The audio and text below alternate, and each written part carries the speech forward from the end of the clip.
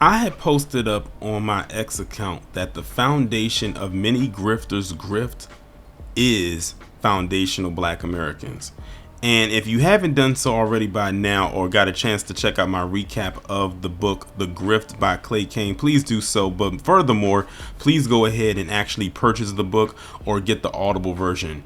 Trust me, you will not be disappointed. It'll probably be one of the best pieces of literature you will read this year, because that segues me into this video in which I'm making right now about another bed bucket entry for a person by the name of Barrington Martin II. Now, I've talked about him before in the past, but it's been a long time since I've addressed him. But when I saw this post, and I actually came across it around the time at the beginning of my trip, and I made sure to bookmark it, as y'all can see right there, it's highlighted in blue. I said, when I get back, one of the first things I'm going to do is make a video about this post that he made.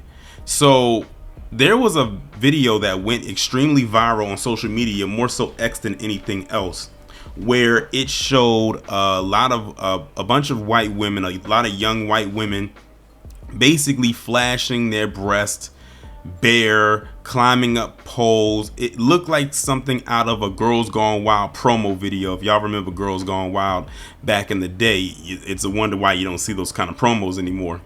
But it was mainly a lot of what they call college co-eds, especially a lot of white girls who were probably from these small rural towns, probably never got a chance to truly experience city life like that. And when they got out there, they literally became Girls Gone Wild, where they're flashing their breasts all over the place and doing God knows what else. But that's basically what it looked like. And it was at some kind of a NASCAR event. And you know NASCAR attracts a lot of PC people. I mean, that is a PC loving sport right there, if I've ever seen one.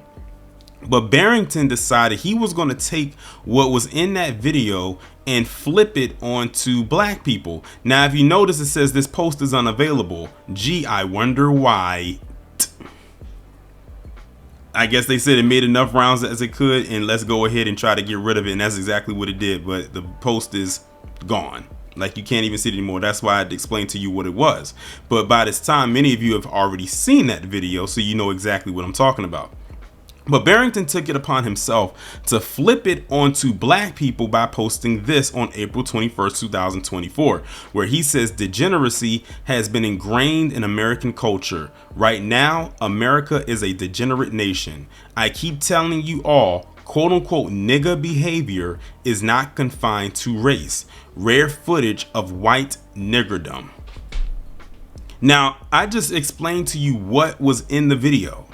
It was basically all white people, and mainly white women, who were pulling their shirts up and showing and flashing their breasts, no bra, and climbing up poles and doing God knows what else, a lot of, sexual innuendos, all types of stuff. Now, that degenerate behavior.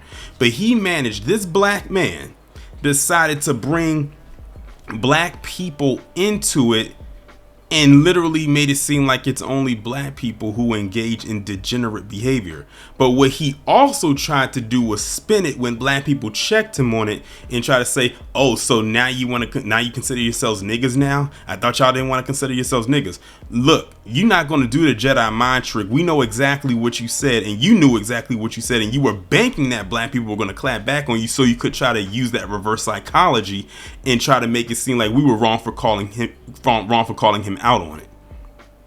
We know exactly what game he was playing, but like I've told people before, this is proof right here that at the foundation of every grifter's grift, whether they are Black, white, or otherwise, they have to go out and attack Black people even when there's no reason for Black people to be attacked, even in that moment.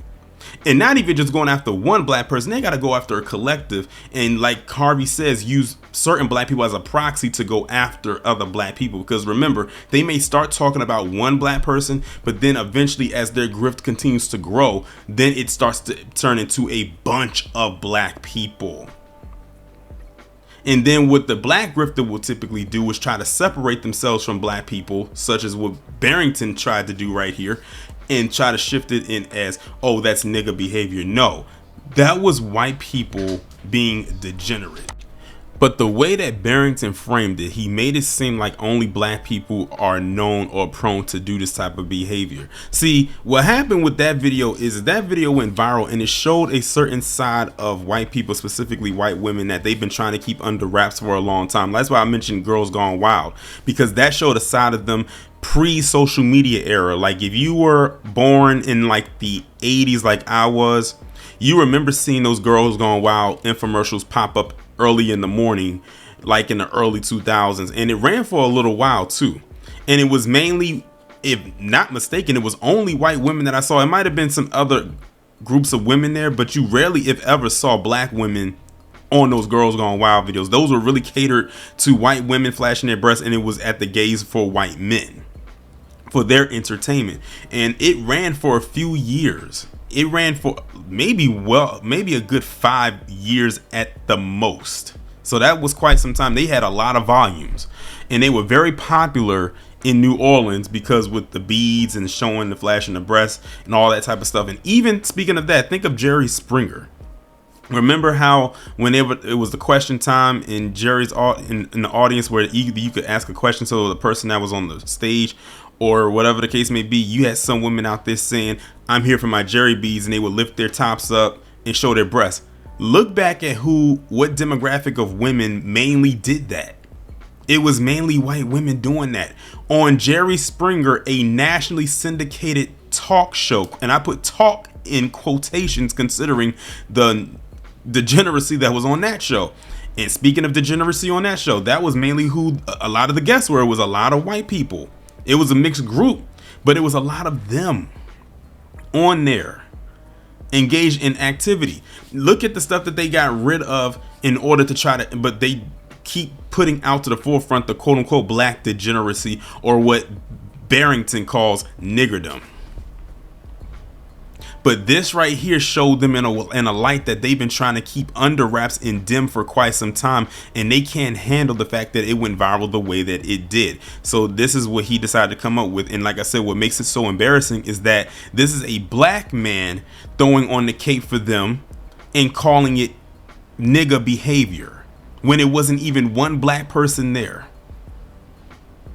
And he thinks he did something, and they clowned him, and rightfully so, in his comment section for what he said. Even other white people were going at him and said, "Huh?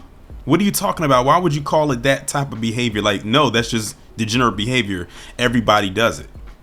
But he tried to throw a like kind of, I guess you could say, a wave onto, oh, only black people do that. Again, the foundation of every grifter's grift is the degradation and punching down of black people, specifically black Americans.